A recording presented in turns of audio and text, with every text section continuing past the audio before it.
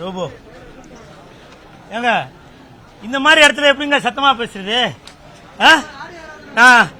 நான் எங்க போனாலும் என் சத்தம் தனியா கேட்கும். இந்த இடத்துல என்னால கத்த முடியல. ஏன்னா ரோபோவோட ஃபர்ஸ்ட் படம் தீபாவளி. அந்த படத்துல நானும் ரோபோவும் ஜெயம் ரவி சாரோட ஃப்ரெண்டா நடிச்சான். அப்போ லஞ்ச் பீரியட்ல ரோபோ வந்து நடிச்சு காட்டுவாரு கேப்டன் மாதிரி. அவரோட ஸ்பெஷலே கேப்டன் தான். ஜெய் ஜாதியாடா உன்னை பெத்துச்சு, ஜாதி ஜாதின்ற உன்னை பெத்தது உங்க அம்மாடா அப்படின்னு சொல்லுவாரு. எனக்கு இன்னும் ஞாபகம் இருக்கு.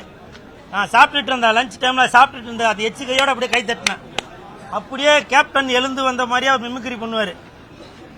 அத சுத்தி நின்று அந்த படத்தோட ப்ரொடியூசர் லிங்குசாமி சார்,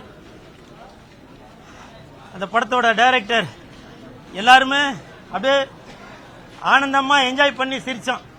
ஏன்னா அப்போ வந்து அவருக்கே தெரிஞ்சிருக்காரு நம்ம இவ்வளவு பேரும் புகழோட இருப்போமா அப்படின்னு.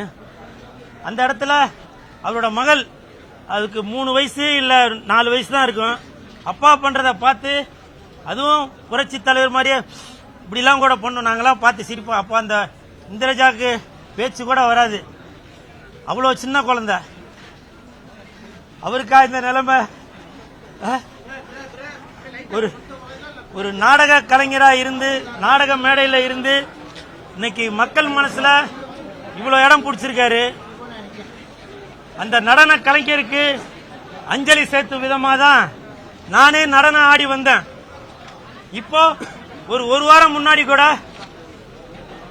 ஒரு நிகழ்ச்சியில சந்திக்கிறப்ப என்கிட்ட சொன்னாரு, குலு நீங்க வந்து இப்போ லெஜண்ட் சரவணனோட ரசிகர் மன்றத்தில் இருக்கீங்க போல, வீடியோலாம் நான் பார்த்துட்டு இருக்கேன் அப்படின்னு சொல்லிட்டு என்னுடைய அந்த கரகரத்த குரல்ல ஒரு மிமிக்ரி ஒன்று பண்ணி காமிச்சாரு.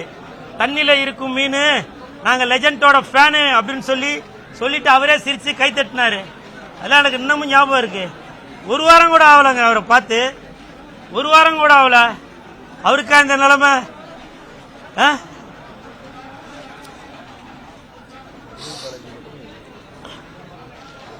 அதே மாதிரி அந்த தனியார் டிவி சேனல்ல கூட அவருக்குன்னு ஒரு தனி முத்திரை இருக்கு.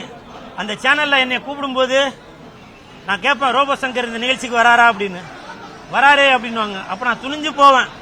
ஏன்னா நான் எதனா ஒன்று பண்ணா கூட அவர் எனக்கு கை கோர்த்து அந்த காமெடியை நல்லா லிங்க் பண்ணி அவ்வளோ ஒரு சந்தோஷமா இருக்கும் அந்த நிகழ்ச்சியை. அப்படிப்பட்ட ஒரு கலைஞருக்கு இந்த மாதிரி ஒரு நிலைமை. அப்புறம் எல்லாரும் ஒரு தவறுதலான ஒரு செய்தியை பரப்பிட்டு வரீங்க. அவர் வந்து மதுக்கு அடிமையானதால தான் இந்த மாதிரி ஆயிடுச்சு அப்படின்னு. அது உண்மைதான், மதுக்கு அடிமையாக தான் இருந்தாரு. அது அப்புறம் அவர் மஞ்சா காமால அதெல்லாம் வந்து அதுல இருந்து மீண்டு வந்துட்டாரு. தயவு செஞ்சு அந்த தவறான செய்தியை யாரும் பரப்பாதீங்க. மஞ்சா காமாலை என்பது எல்லாருக்கும் வரக்கூடிய ஒன்று தான். அவருக்கு 2-3 வருஷத்துக்கு முன்னாடி வந்துச்சு, அதுல இருந்து அவர் கிளியர் ஆயிட்டாரு. இருந்தாலும் அவருடைய உடல்நிலை ஒத்து வராதனால தான் நேற்று அவர் மரணம் அடைஞ்சிட்டாரு. அதனால தயவு செஞ்சு அந்த ஒரு சிறப்பு மிக்க கலைஞனை, தன் முயற்சியால் முன்னுக்கு வந்த அந்த கலைஞனை மதுக்கு அடிமையானதால தான் இந்த மாதிரி ஆயிட்டாரு அப்படின்னு தயவு செஞ்சு ஒரு பொய்யான செய்தியை பரப்பாதீங்க. ஏன்னா அவருக்கும் குடும்பங்கள் இருக்கு. தயவு செஞ்சு தவறான செய்தியை பரப்பாதீங்க. ரொம்ப உண்மையானவர், பாசம் உள்ளவர், அன்பானவர். நான் இப்போ கூட சமீபத்தில் கமல் சார் படம் ரிலீஸ் கமலா தேட்டரில் வாழ்க்கையில் மறக்க முடியாது. எனக்குலாம் இப்போ இசையை கேட்டு காலைல கேட்டு எனக்கு ரொம்ப சங்கடமாக இருந்தது. நான் அங்கே வேலையாக போயிருக்கேன்.